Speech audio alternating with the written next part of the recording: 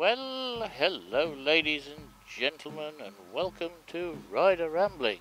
It's a beautiful afternoon, and we're just going for a little run out.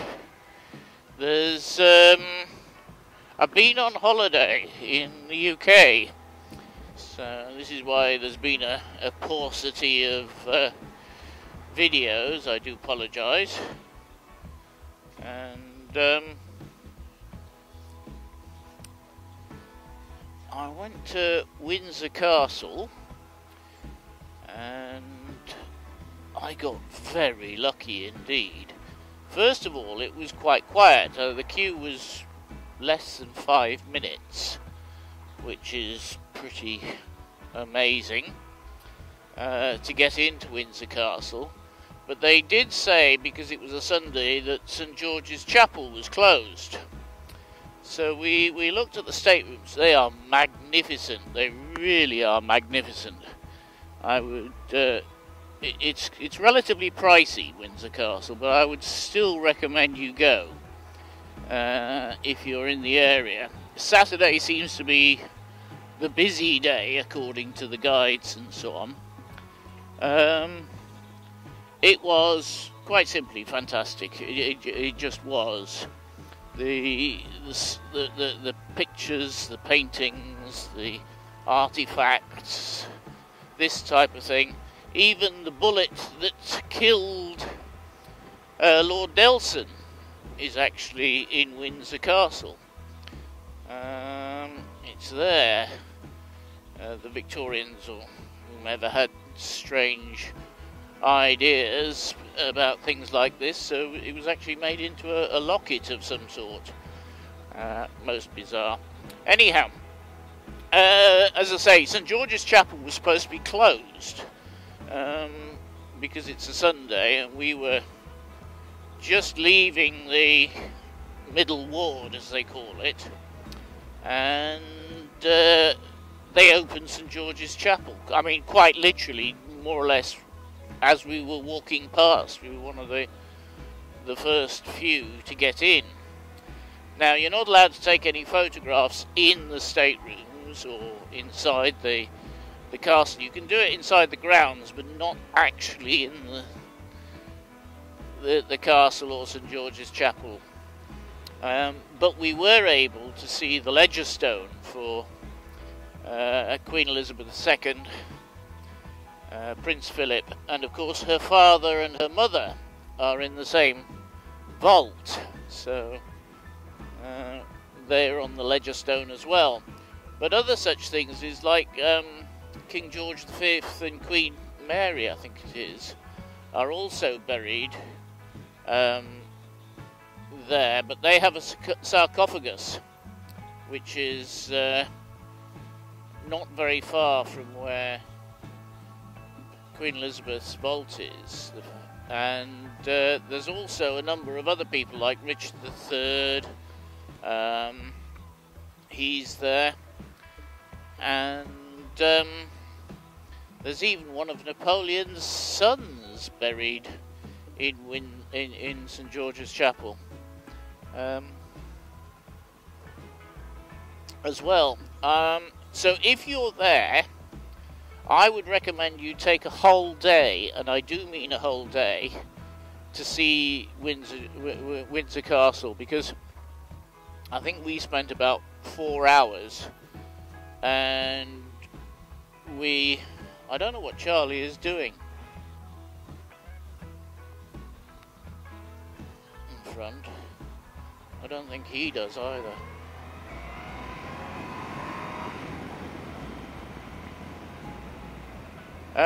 Excuse me for that, but I don't think he's lost.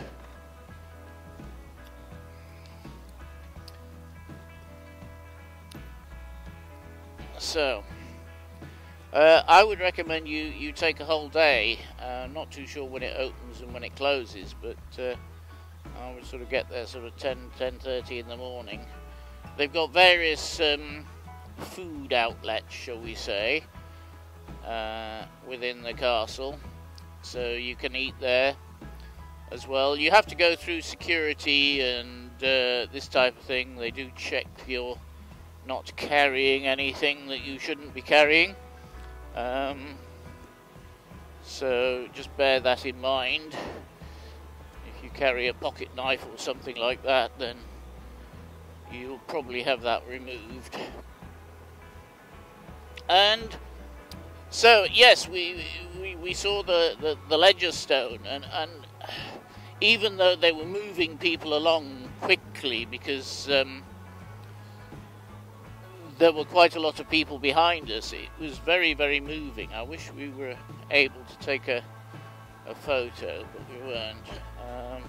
Some nice flowers in there. It was in a little sort of side chapel, and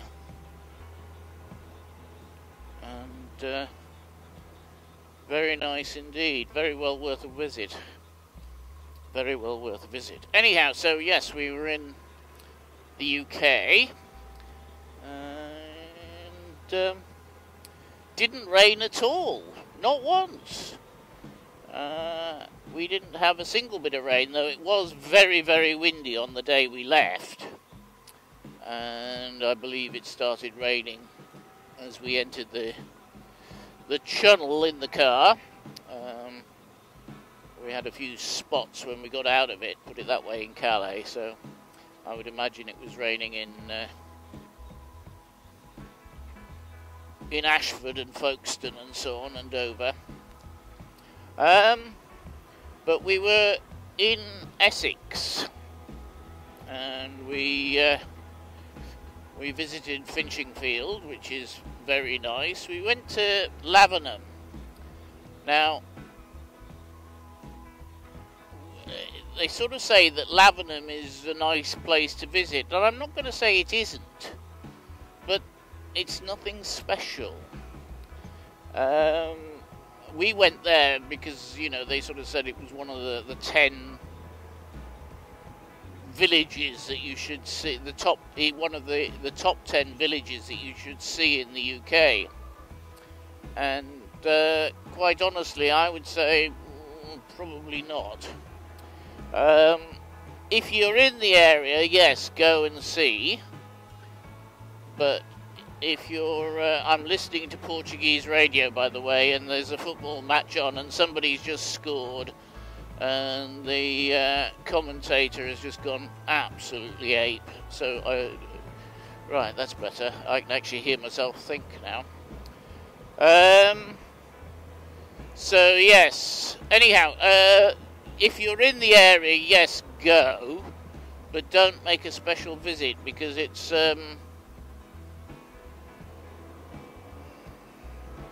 not special visit. They've got some very, very old buildings. I just must admit, the Guildhall was very nice. We were there on a Monday, and of course everything was closed. Well, the interesting buildings were closed. So, which was a bit of a problem, but never mind.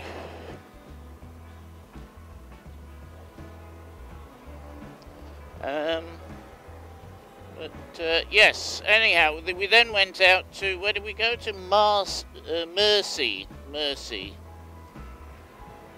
And, chappie on the motorbike behind is not really paying enough attention to what he's doing. So, there's two. So, yes, we went to a place called Mersey, M-E-R-S-E-A, Mersey, and to the beach there. And it's one of these seaside villages that doesn't have very much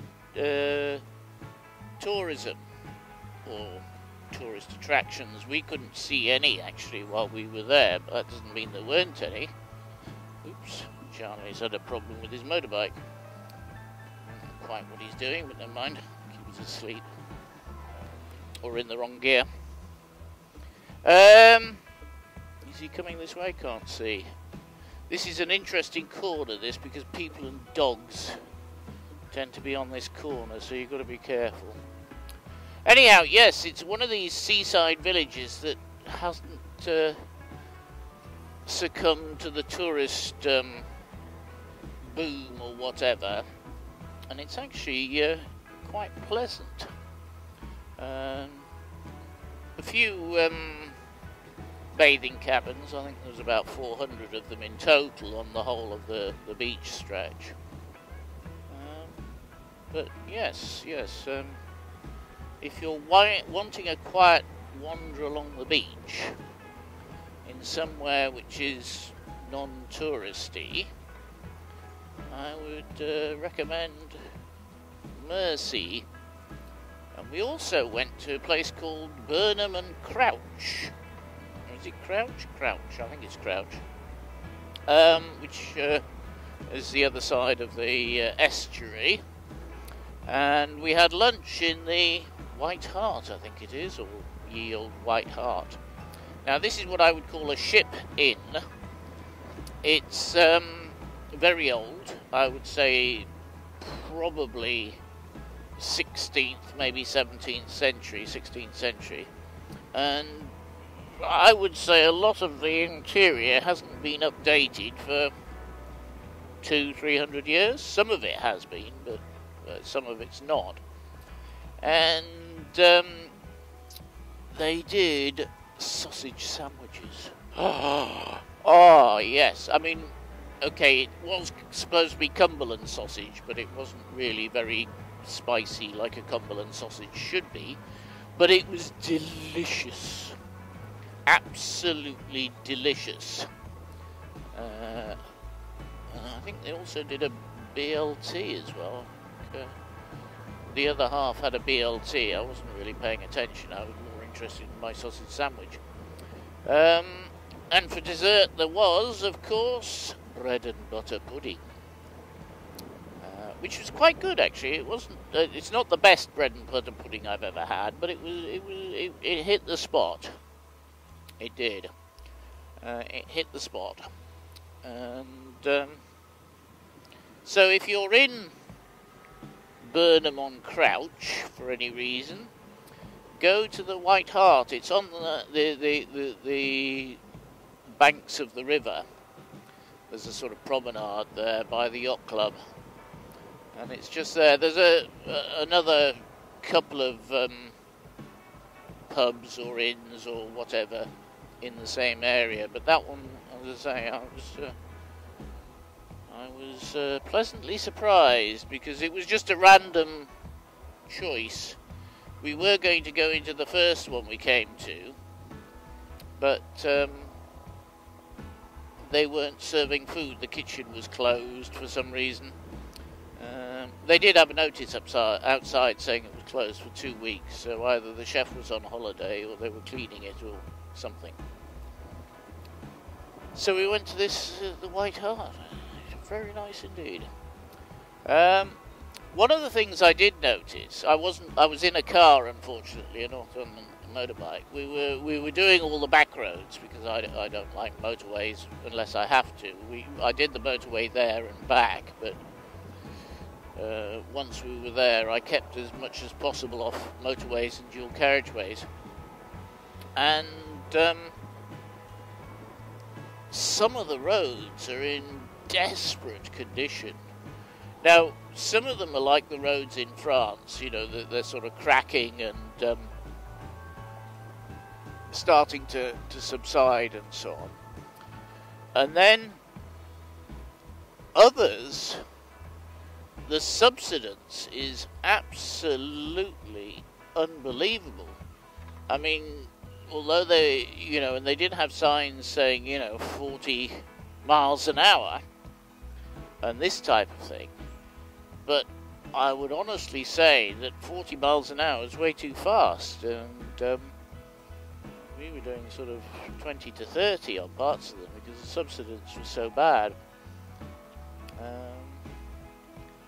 So that did surprise me. They were in desperate need of repair. But yes, I mean, there were the same problems that we have in France with the the tarmac cracking at the edges and sort of falling away. That's exactly the same as we have in France.